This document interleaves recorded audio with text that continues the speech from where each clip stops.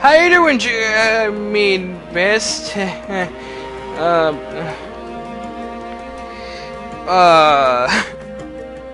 She looks way too much like Julie. I swear to freaking Christ, the moment I played this game and I saw Mist, I'm like, it's freaking Julie! What the hell, Intelligent Systems? I mean, seriously. She reminds me way too much of her now.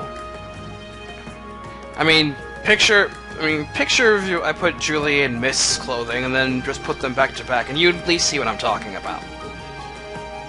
Whatever the case, Mist is Ike's little sister. She is basically a goody two-shoes. She's pretty much a Mary Sue character, although not as apparent as Mickey, and even less so than Ike. Well, whatever. She's a cleric, same class as as a Path of Radiance, although she's now gaining the ability to use swords. The cleric class is okay, I guess, in terms of overall stats. It's not too great in speed, skill, it has some nice magic, lots of resistance for some reason, and her strength could be better. A lot better. A lot fucking better.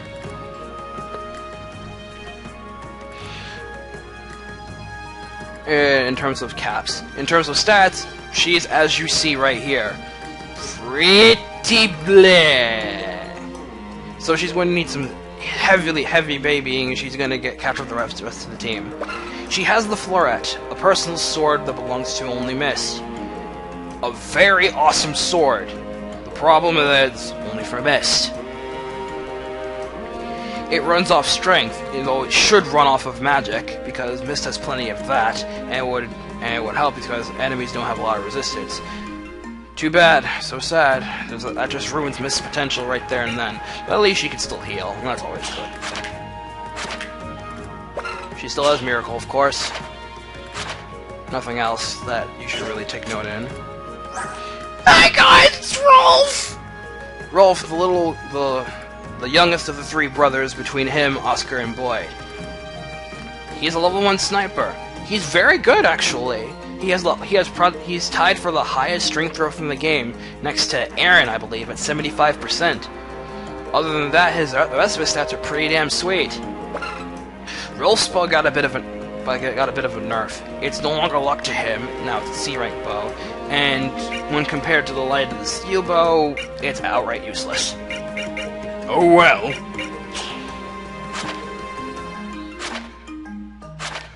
He's as you'd expect from a get-go sniper. He's still just as awesome as he was in Path of Radiance, provided you give him some much-needed loving. Boyd, the middle brother of the trio. He's a level 8 warrior. He's like a freaking quarterback now. Because he's like, I'm still a tough guy, although I'm trying to be nice. He still has that sort of attitude, although I think he's kind of mellowed out a little since Path of Radiance, but whatever the case. His stats are pretty sweet, although he's going to need some speed and defense if he's going to start kicking ass like the rest of the real mercenaries. Thanks to his killer axe, though, you can probably make good use of that. You can use it with some well-needed skill hacks. If you can, of course. Boyd is all-around kick-assery. Oscar, guy on a horseman, the oldest brother of the trio, and he's the most level-headed of the three, as you would expect. Mr. Why Is He Smiling is a level 12 Duke Knight with terrific stats, absolutely terrific stats.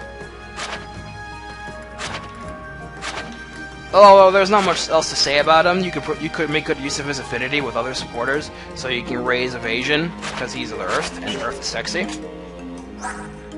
Shinon, the dick of the team. I don't know why he's still on with the real mercs, because he's an absolute asshole, but who the hell is caring? He's a level 13 God Sniper. He's not a sniper, he's a God Sniper. In the wake of Rolf, Shinon is just super. You probably just won't even look at Rolf when you look at Shinon, because seriously, this guy is an absolute destruction of monstrous proportions. He's already 2 points away from capping HP, skill, speed, and resistance, and once those are maxed, you can just bonus experience and use the rest. He is amazing. He can tank, he can double attack, he can hit things. Shinon has got it made. He's a freaking god sniper. Killer bow and iron bow round out his inventory. He still has provoke.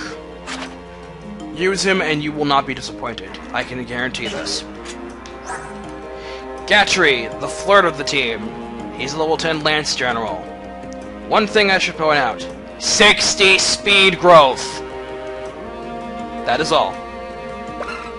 He has a tactical nuke and an iron lance. He makes good use of axes, so give him some axes when you can.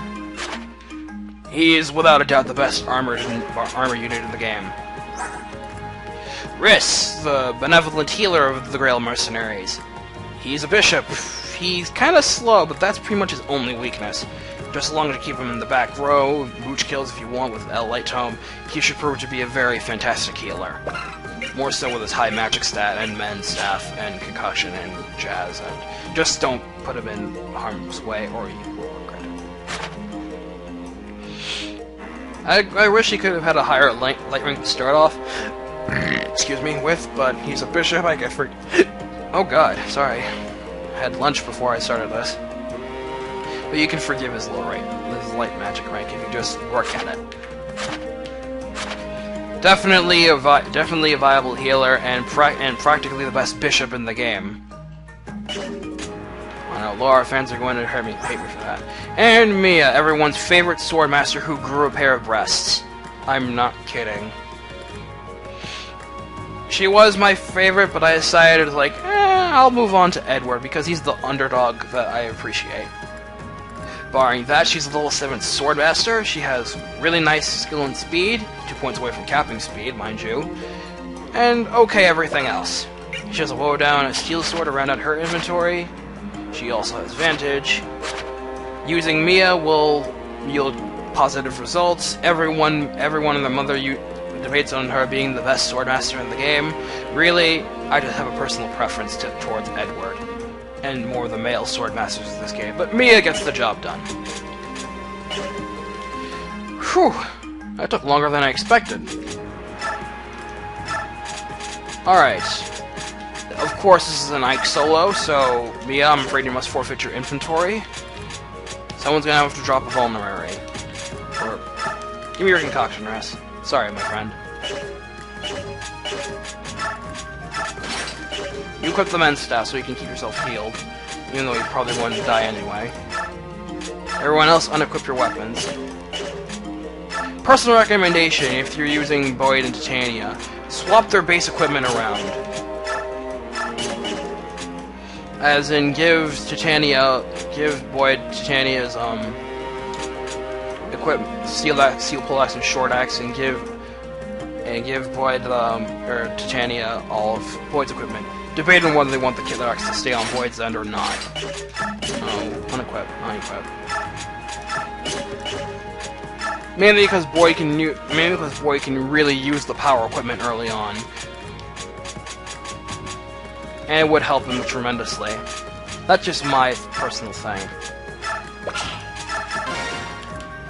Get rid of Adepto and Soren. Advantage from Mia. Neither of you will be needing these. Advantage. Adept. And now he is an FE4 Swordmaster. Seriously, just picture Ike with 30 speed, with a 30 speed cat running around killing everything. He's that epic. Now for some info conversations. This is from an elf. Are you alright? You look distracted.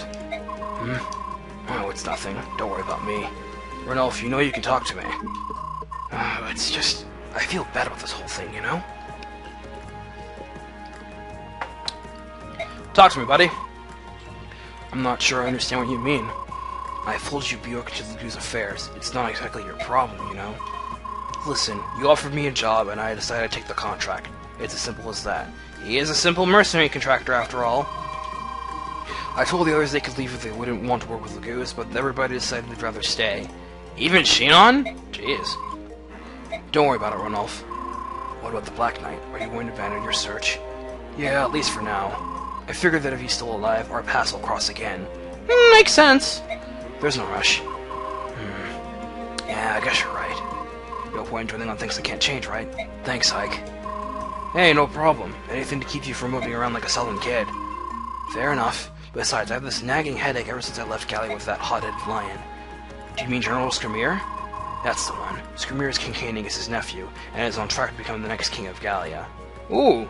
See? He's Caningus' nephew and the next heir. Woohoo. He's the successor to Caningus? He must be an absolute terror in battle. Oh, this I gotta see. Absolutely. He's so powerful I think he's gonna get himself in trouble. And he's the reason for my headache. You need sympathy here about that too? Thanks, Ike. But I'll tell you about it some other time. Let's see you can catch some shut-eye before we set off for battle tonight. Alright. See you at dinner. Hey, Rolf. Yeah? You can come talk to me anytime you want. Don't think you're alone in this. What are you, an Inquisitor? A guy's gotta do something between battles. Talk to you later. This is from Mist. To be honest, I didn't want you to come along on this mission. Really? Well, it's something you could have stopped me if you wanted to. Rolf was my friend too, you know. Come on, Mist, Ike, I'm not going to repeat the same mistake I made with Dad. I don't want you to die while I'm somewhere else. Mist, your brother is Sir Buff McManroids. Ike is probably invincible. It was horrible. It ate me up from the inside. I'm never going to go through something like that ever again. Mist. Everyone in the real mercenaries is part of a family. We all follow the commander, no matter what. We'll live together, fight together, and die together. Right, Ike? Alright, but promise me this. When we're out on the battlefield, stay where I can see you. It'll put my mind at ease.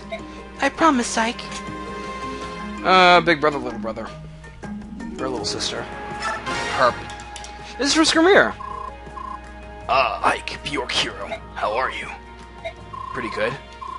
Jivka Rolf told me about you. You are a skilled warrior, right? Well, I don't think I'm a pushover. I'll say that much. Don't be humble. I'm uncle. My king also told me about you. Observe like and learn his skills, then you shall become even stronger. King Caningus said that? He did. I am eager to watch you in battle. You can learn from me as well. I intend to. Lions are the strongest of the beast tribe, and I have been trained to fight by the king himself. Ooh. I was going to fight in the Mad King's War, but my uncle forbade it. He said I still had much to learn. Well...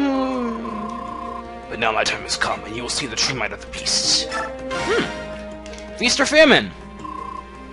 Mordecai and Leth are here with us too, although they're not in the party. Although it leads me to know another thing I'm going to talk about, but we'll get to that after this combo. So, what do you think? These are all the favorite foods of the beast tribe. They will be happy. Oscar, you're a chef? That's right. Ha! Great! I can't wait to see the look on all their faces when they learn that Bjork made all this delicious food. Stop it. You're embarrassing me. But it's true. Where did you learn all this, Oscar? You should start teaching classes. Yes, your food very good. So good it will be eaten very quickly.